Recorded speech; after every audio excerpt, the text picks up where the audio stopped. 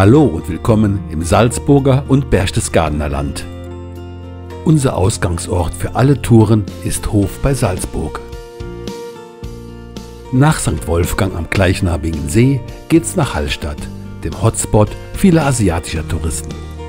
Mond und Attersee sind die nächsten Stationen, bevor wir zu guter Letzt am Königssee in Berchtesgaden ankommen. Wir starten an einem sonnigen Morgen in Hof bei Salzburg, einem Ort, an dem schon seit dem 9. Jahrhundert Menschen leben.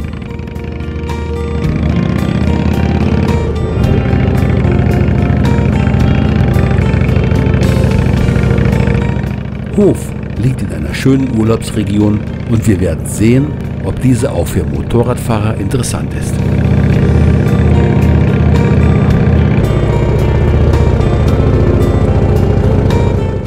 Nach nur 17 Kilometern erreichen wir den Wolfgangsee, an dessen nördlichem Ende St. Gilgen liegt.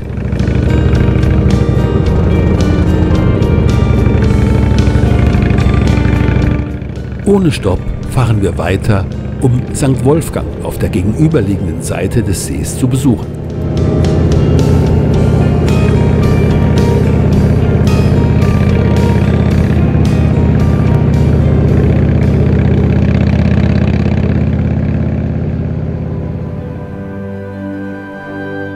St. Wolfgang liegt malerisch eingebettet zwischen See und Bergen.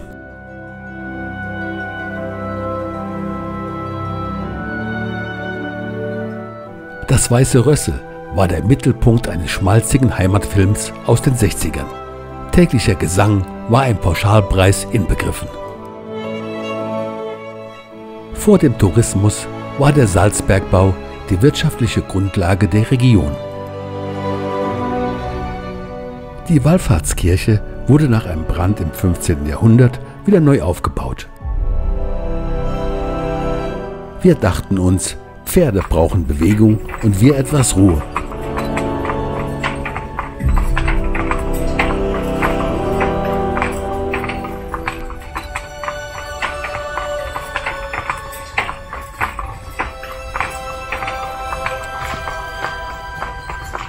Sissi, der Kutscher, bittet untertänigst um Verzeihung für das langsame Tempo.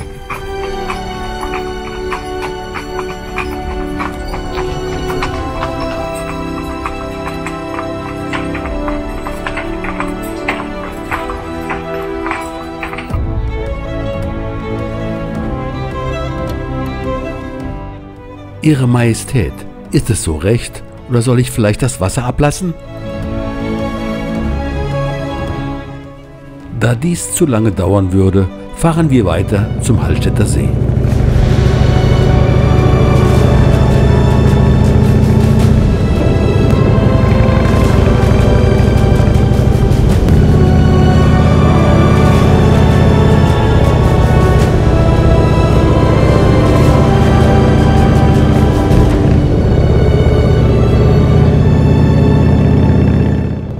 Neben seiner einzigartigen Lage ist Hallstatt auch wegen des ältesten Salzbergwerks der Welt berühmt.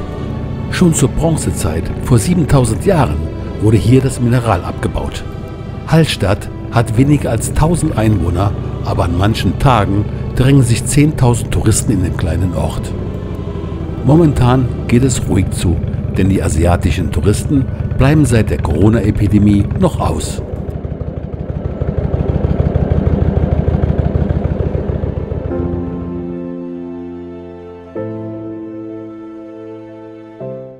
Die Lage direkt am See mit den umliegenden Bergen ist einfach traumhaft. In China ist Hallstatt so beliebt, dass dort sogar eine 1:1 Kopie errichtet wurde.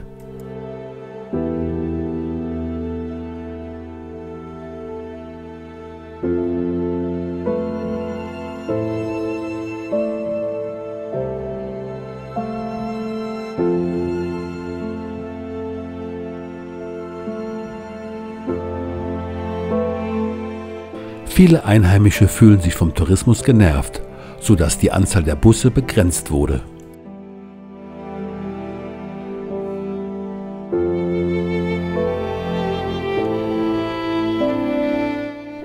Der Ort ist ein Juwel, der zu Recht zu der österreichischen UNESCO-Welterbestätte gehört.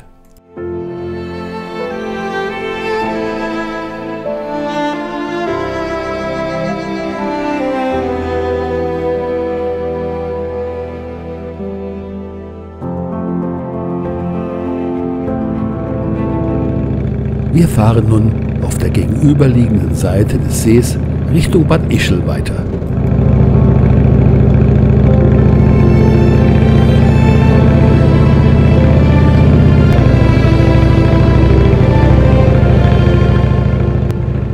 Dabei streifen wir auch das Südufer von Atter und Mondsee.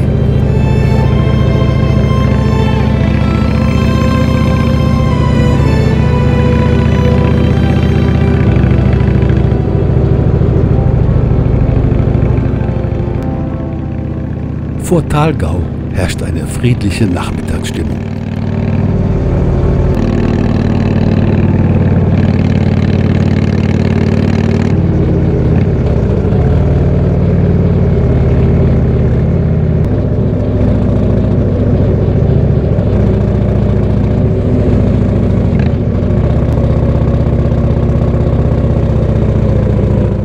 Ich habe noch ein paar Hühnchen zu rupfen, aber das hier gehört eigentlich nicht dazu.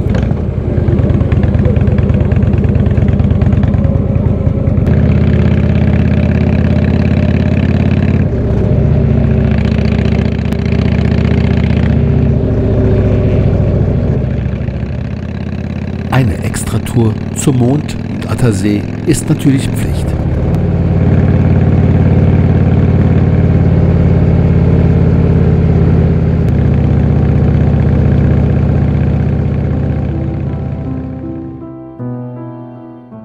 Nicht hinterm Mond, am Mondsee, liegt der Ort Mondsee. Der bietet eine Reihe von Sehenswürdigkeiten, zumal der Uferbereich glücklicherweise fast unbebaut ist. Neben einer Schlossbesichtigung lohnt sich ein Besuch der Basilika in der Ortsmitte. Der gotische Bau wurde am Ende des 18. Jahrhunderts barock umgebaut. Die überaus prunkvolle Ausstattung entwarf der Maler und Bildhauer Meinrad Guggenbichler.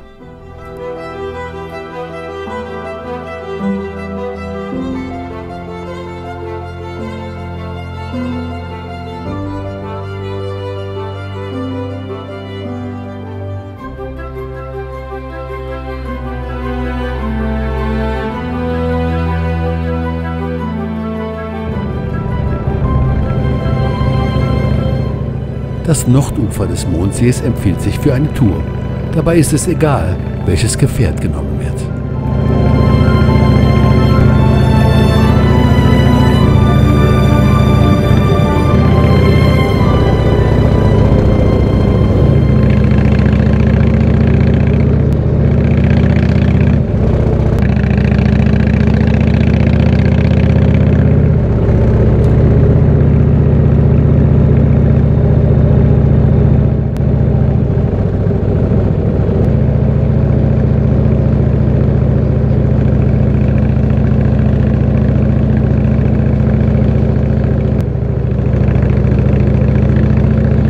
Mittlerweile haben wir Unterach am Attersee erreicht.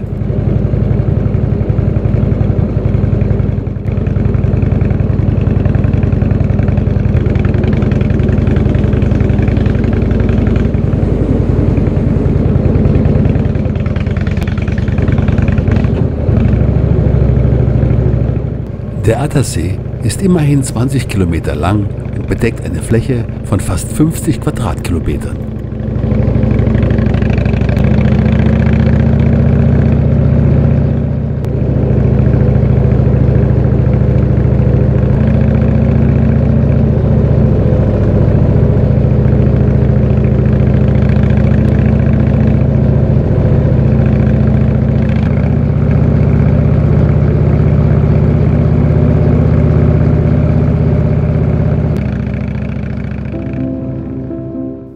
Der Attersee bietet anscheinend keine karibischen Temperaturen. Er ist aber ein beliebter See für Segler, Taucher und andere Wassersportler.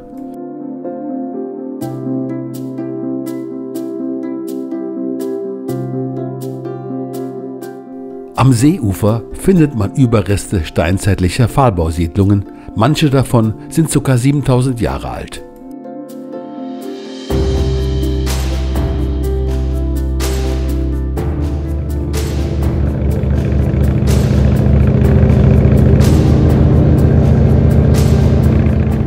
Der Rückweg führt uns an die gegenüberliegenden Ufer von Attersee und Mondsee.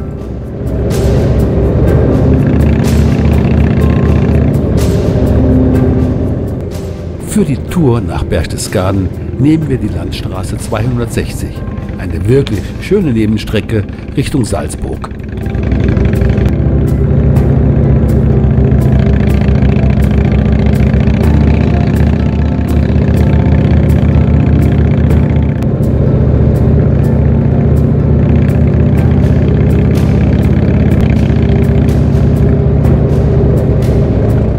Im grünen Tal bei Hinterwinkel geht es ganz ruhig und beschaulich zu.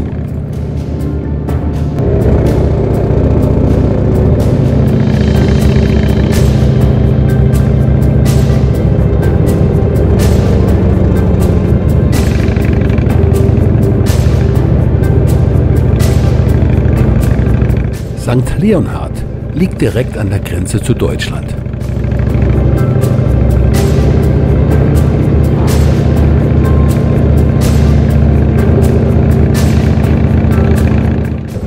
Bei Berchtesgaden-Oberau beginnt die Nordauffahrt der Roßfeld-Panoramastraße.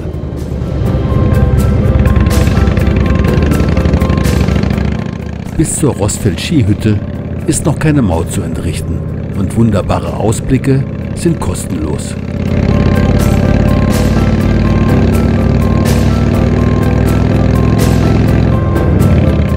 Im Moment ist leider keine Durchfahrt möglich. Wir lassen uns aber dadurch nicht abschrecken.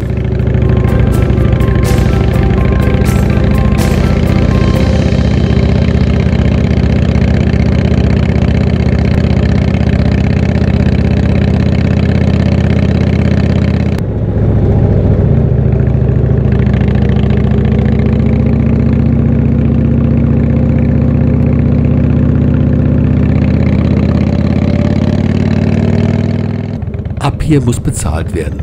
Wegen der Einschränkung nur der halbe Preis.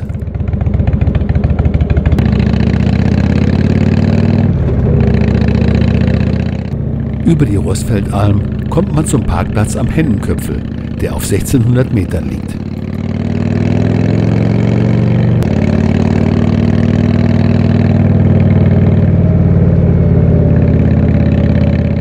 Dieser Bereich ist wegen der Höhenlage das schneesicherste Skigebiet Bayerns.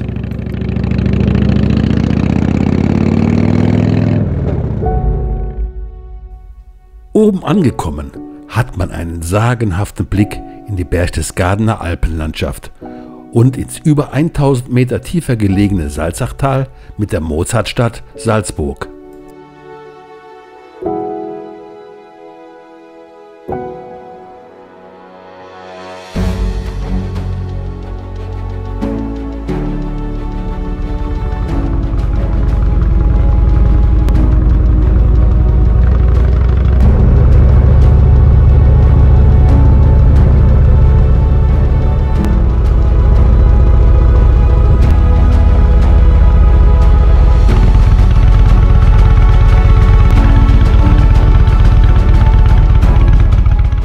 An dieser schönen Stelle müssen wir einfach anhalten.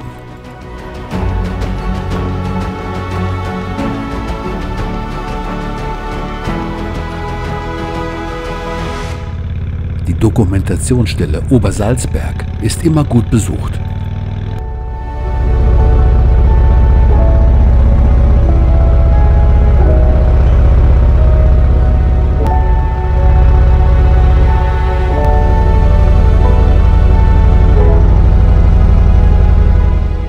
Die letzten Kilometer zum Königssee sind fast vollständig von den Berchtesgadener Alpen umgeben.